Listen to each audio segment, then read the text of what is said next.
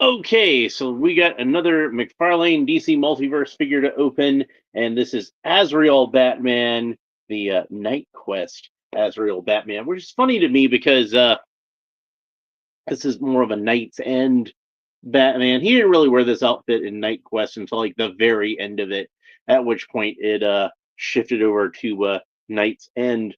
But we did previously open a figure that's pretty much the same exact sculpt, and here he is in more comic accurate colors. You see with the gray pants and the silver about the middle, golden armor with red wings and helmet and gauntlets and all that.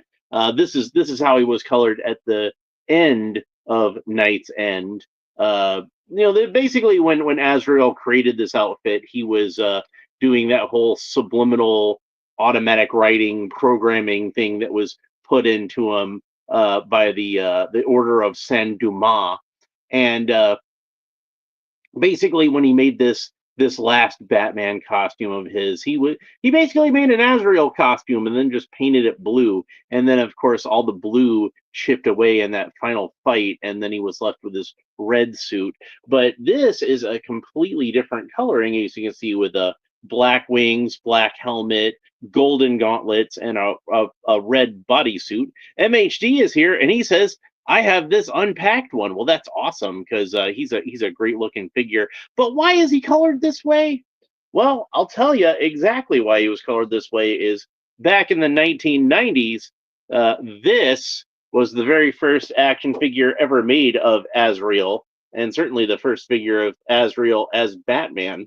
And I'm not sure why they decided to color this version this way, but I suspect maybe it was because in the comics at the time, Azrael was back to just he wasn't Batman anymore. He was just back to his regular Azrael outfit. So they kind of used the color scheme from the Azrael costume on his final Batman costume. And while it's not particularly comic book accurate, I did feel like it was fairly striking. And they did wind up later on in the comics using this color scheme.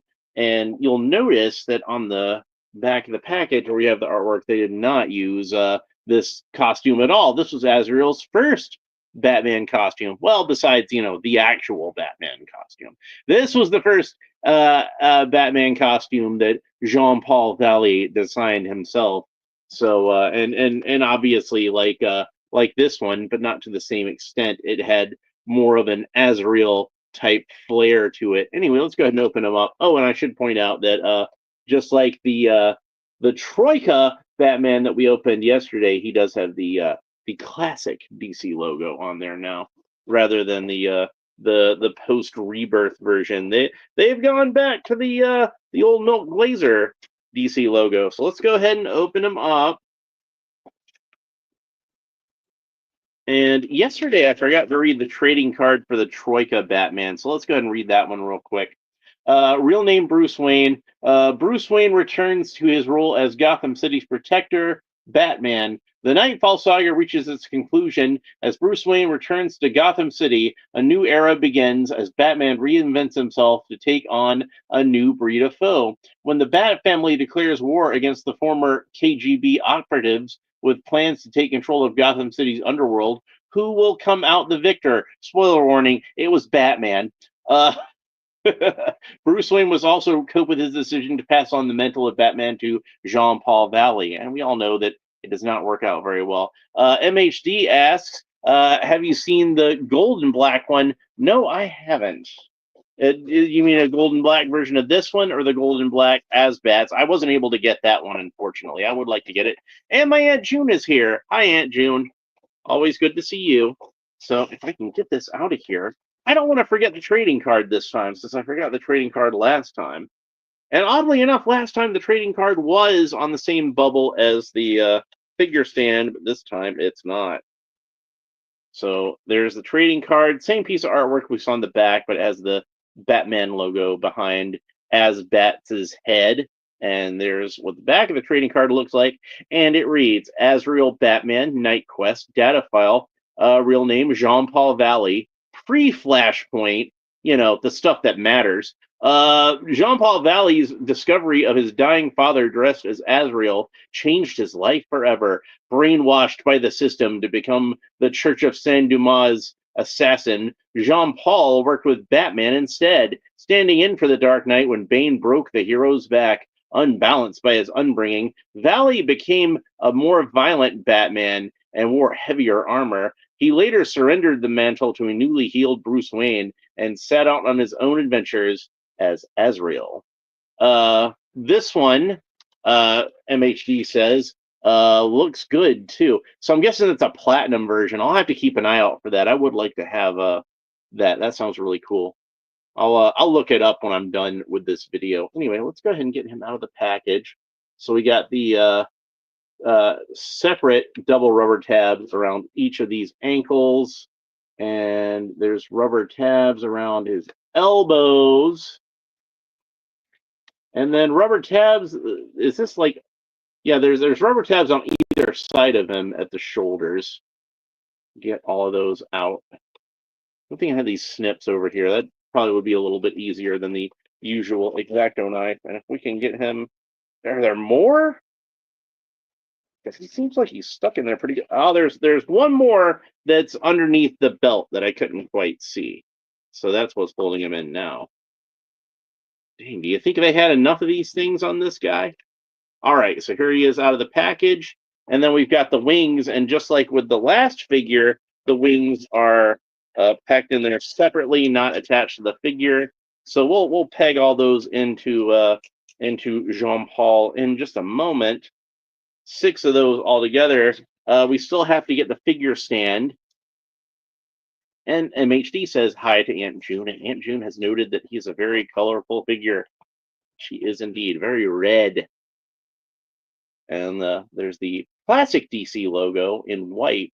And you can see they got this placed in a different way. Like this one, you can see where the peg is in a different spot in relation to where the logo is facing forward. So I'm not sure why they changed it up. I'm not complaining. It's fine.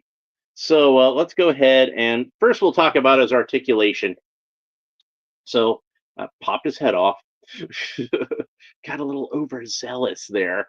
So and MHD, Aunt June says hi back at you. So there you go.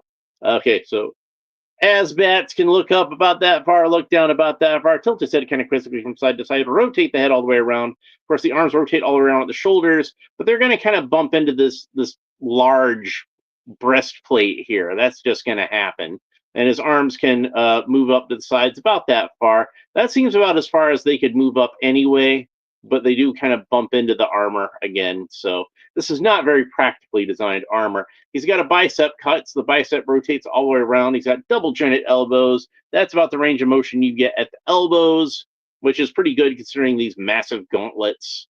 By the way, one of the few differences that I note in the sculpt, maybe the only difference, is that in the previous version, Jean-Paul did have these ammo belts that fed the shurikens into the gauntlets. And Zazzle's here. Hey, Zazzle. Hope you're doing well. And oh, one of his wings popped out. Oh, that's annoying. Let's get that back in there before I move on. All right. But you can see he's got these ammo belts, and this one does not have the ammo belts. And I figure they probably did that because the original figure, he did have an ammo belt sculpted into his arm, but it's red. So, that's why it's a little more subtle there. So, anyway, where was I? Okay, so he's got the cool Mcfarlane torso articulation. So it rotates all the way around where the torso meets the abs. And then again, where the abs, actually where the belt meets the pelvis this time. It's right, see, it's right there. See it? So probably because of the way that the armor at the abs is like a separate piece. That was from a carryover from the original figure. So Azrael can kick up about that far. Does have a little bit of wobble here. Not a full rotation, doesn't go all the way around, but it's enough to give you some articulation. He's got double jointed knees. That's about the range of motion we get at the knees. He does not have a boot cut, but he does have the cool Mcfarlane ankle articulation, where it rotates all the way around where the ankle meets the shin, and rotates all the way around where the ankle meets the foot. And then he's got toe articulation just to show off. I thought you can point down about that far, point up about that far. So let's go ahead and put the wings in. And he doesn't have any accessories per se. He just has these wings, which, technically I consider them to be part of the figure. You don't want to display as bats without his wings. So go ahead and plug these in. So yeah, I guess Bruce was in just a place of desperation when he decided to leave the mantle of the bat in the not so capable hands of Jean-Paul Valley, who was brainwashed by a religious cult and not exactly the most mentally stable of individuals. But I guess he figured with Tim Drake around, he could keep an eye on him and make sure that he stayed in line. But, even Tim can only do so much. And he did not choose his former Robin, Richard Grayson, to fill the role because, as he put it, he felt like, Dick had left to be his own man, and he didn't feel right, asking him to come back and pinch hit for him like that. But I think there was also like a little bit more of that sort of like the wedge that was between Bruce and Dick at the time, unfortunately. But they were able to sort all that out, so that's good. And I think the real reason in real life is because at that time, Dick Grayson wasn't considered part of the Batman family of characters. He was more considered a Teen Titans character as Nightwing. But around the time of Nightfall, I guess they realized Dick's importance as far as being a member of the Batman family, so he was brought back into the fold as it was. It's appropriate that the storyline after Nightfall, in which Dick Grayson did actually take over the role of Batman for a while, was entitled Prodigal. It's a biblical reference for those of you who don't know. If you never heard the story of the prodigal son. But yeah, so he does not have the ammo belt. It's not really like a sculpt difference so much as it's just a piece that they left off. And you can see the notches here where like the ammo belts would have been glued into the back and into the gauntlets. But yeah, he's got that Azrael coloring. So he's got like a mostly red suit with golden armor over out the torso and shoulders, golden gauntlets, and then the black for the helmet and the wings. I think he looks really cool, even if this wasn't what he wore in the comics at that time. It still was a pretty eye-catching color scheme that they chose for this old action figure. And this is actually the same old Legends of Batman As-Bats that I've had since the 1990s. There aren't a lot of figures that I've had going back that far, but I do have this guy. So he was one that I managed to hold on to. A lot of that stuff got lost in various moves, or I give them away to neighbor kids when I was just looking to get rid of some stuff, or whatever. But I was hoping when they put out the previous Azrael figure, I was hoping that they would put out maybe repaint him into those Kenner colors, because I thought that would look just really sick. And doesn't it look cool? I think it looks like ridiculously cool. I'm really happy with how this turns out. And I'm gonna have to keep an eye out for that black one that MHD told me about. I definitely want to check that out, and hopefully that'll be worth picking up. Hopefully not be too expensive when I do. So yeah, great figure. I mean, the original version was great, and this one's pretty awesome too. Like, I don't know which one. I guess which one you would prefer would depend a lot on just your own personal tastes and how much of a nostalgic attraction you have to this particular color scheme. Which I've got that in spades. I loved this figure when it first came out, the original Kenner version, I mean. And this one is just a fantastic update. Like, you can see, like, my older one, since it is older, like, some of that gold paint is kind of tarnished and worn away and not quite as shiny as it used to be. And to see him like just in his full glory like that, with that nice shiny gold paint, oh man, he looks so awesome. I'm really happy with how this figure turned out.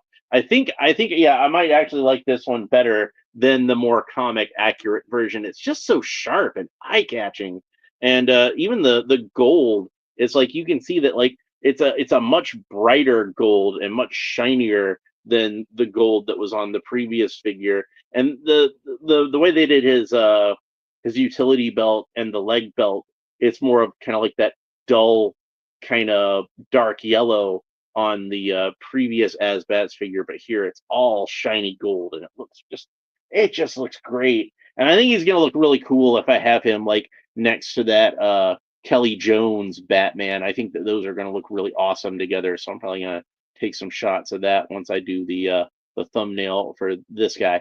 Anyway, that's pretty much it for this episode. I hope you enjoyed it. I'll be back on the next episode, and I'm gonna open up.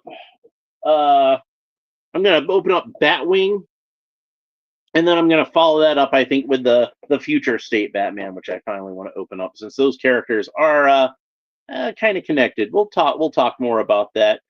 Thanks for stopping by, MHD. You have a good day as well. Thanks to everybody for stopping by. In fact, Zazzle and my Aunt June. It's always good to see all of you. If you want to make sure you don't miss future episodes, make sure that you like and subscribe and all the fun YouTube stuff down below. Hit that little bell if you can find where the little bell is. I don't even know where it is anymore, but if you can find it, hit the little bell.